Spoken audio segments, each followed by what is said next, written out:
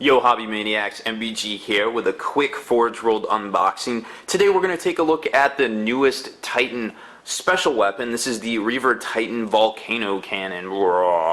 It's actually a really big gun that might just be one of the biggest out there. I'd have to compare it to the Bright Lance that comes with the Eldar Phantom Titan because it's deceptively big. Once I got it out of the package and I started looking at it, I was like, wow, this thing is really big.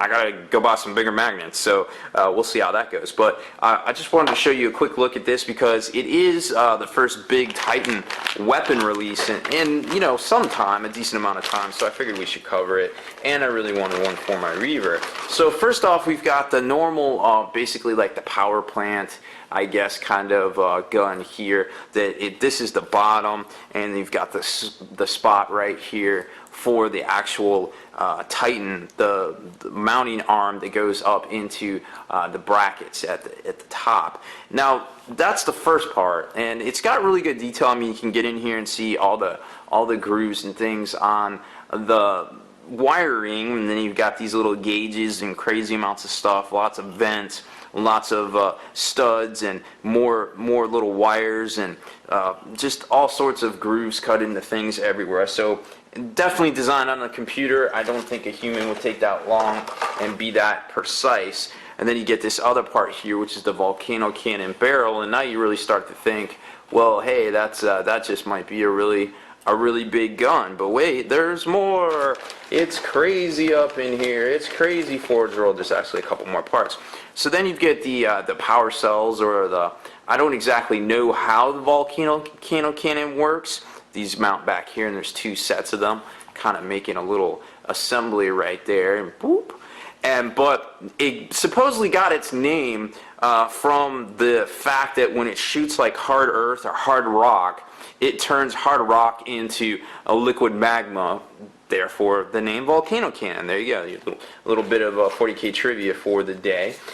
Then you've got the top armor plate right here, which actually didn't fit the way I thought it would at first until I looked at it and I realized that the little mounting arm goes here, and then this kind of hangs back, kind of sort of like this, and it kind of overhangs right there. Boom, there's your power cells. It kind of overhangs right there. Now, of course, this isn't set to be left or right-handed, so they left some of the details out here, like there's these little skull icons, and they basically can glue in, whoop, right there, boom, and then there's another little one here, which really is just a little knob kind of doodad thingy. So keep an eye out for those in your packaging. They definitely busted off the sprue. Then there's a little cap here for I guess the weapon right there that will hold, basically cover up the spot where these gates will get clipped off the sprue. So there's part of the assembly, and then we've got the two energy cells back here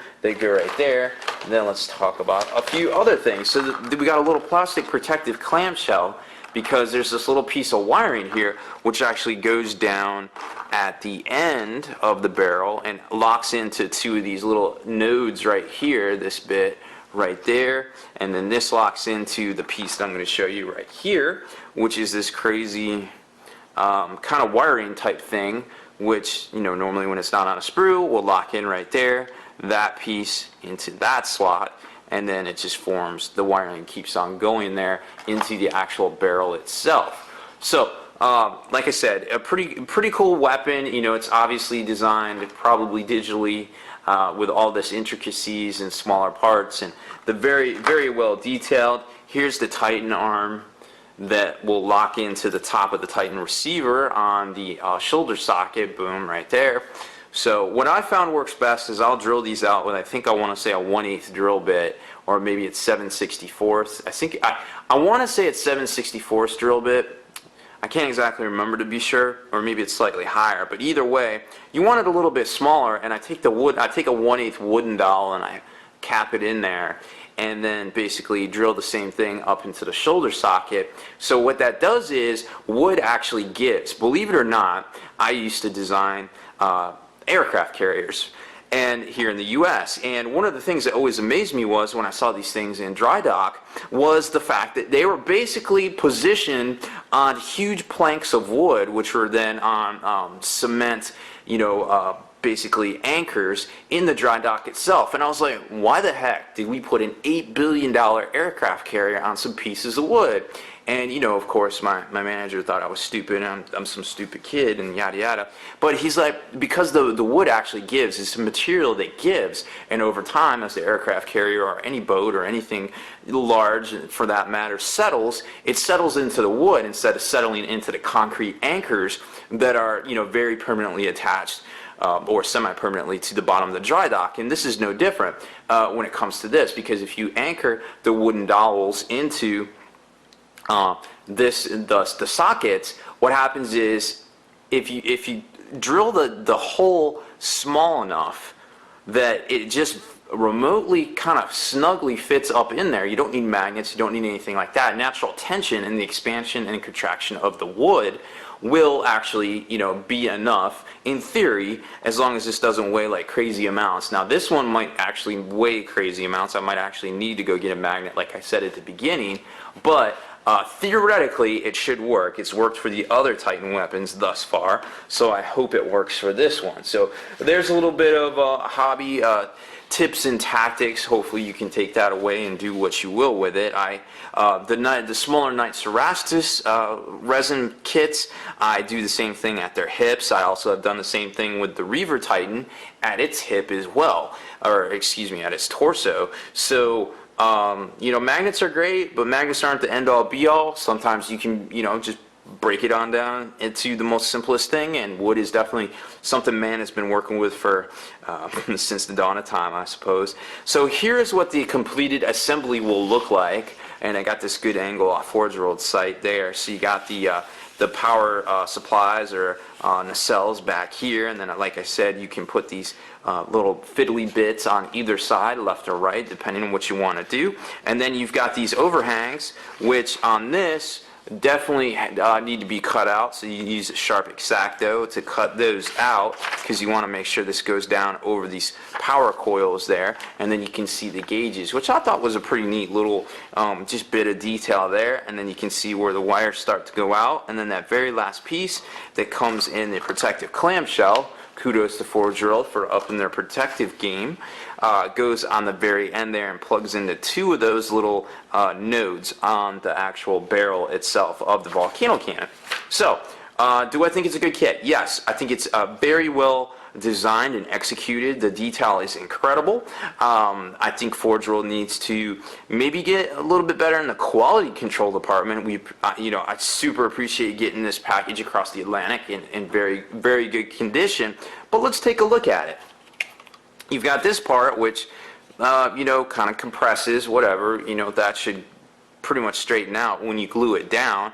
Clip, clip, clip, and glue all that down. It should be fine. I'd leave it off if I would airbrush it. But let's take a look here. You've got this basically this gap, and the only way something like this happens, from what I understand, is if the mold actually shifts. So if they're actually going so fast that the mold doesn't lock into its keyholes, which supposedly most molds are supposed to have these keyholes, and they're generally squares or triangles, so they're not round, so they don't slip out, that they lock together, and what happens is it forms, the two mold halves won't shift as you're pouring resin or casting or spinning or things like that. And if you have those keyholes as you're moving the molds around, the two halves of the mold, and spinning it and filling it, you're not, it's not basically flipping around. And what happens here is sometimes that does happen, and it's unfortunate to see, because you've got a gap here of, I guess it's pretty much negligible, but that is still a lot of shaving to be done when you think about it. So now it is going to get covered up by the armor plate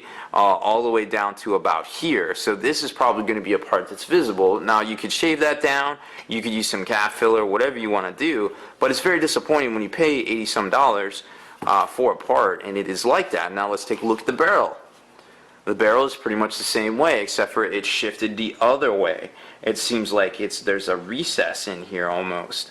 So all of this theoretically we need to get filled with gap filler. On the back it's fine. So If you haven't seen some of my other tutorial videos, you might want to check out Vallejo. Actually makes they call it a plastic putty, but it's more of a silicate that hardens very quickly in a matter of hours. It's sandable. It's a very well done product. It comes in like a toothpaste kind of tube or a normal eyedropper that's about the same size as a normal Vallejo paint bottle. So that's kind of cool to see, just depending on what you want to do and what route you want to go with it. But always be aware of these things when you're working with forge rolled models, because you spend this much money on these things, you definitely want it to perform and you want it to look good on your big expensive $500, $600, $700, $438 pound Reaver Titan. So that's about it for this one, guys. I hope you enjoyed my nerd rambling and engineering high horse there, and hopefully I explained it well enough to you. If I omitted anything, definitely let me know in the comments. But definitely don't be discouraged to pick up Forge World. They're a really good company to deal with when it comes to customer service, so hit them up if you have any problems. Make sure you stay in the trenches, subscribe to this YouTube channel, check out the blog, spikybitsblog.com, and listen to our podcast, forgethenarrative.com.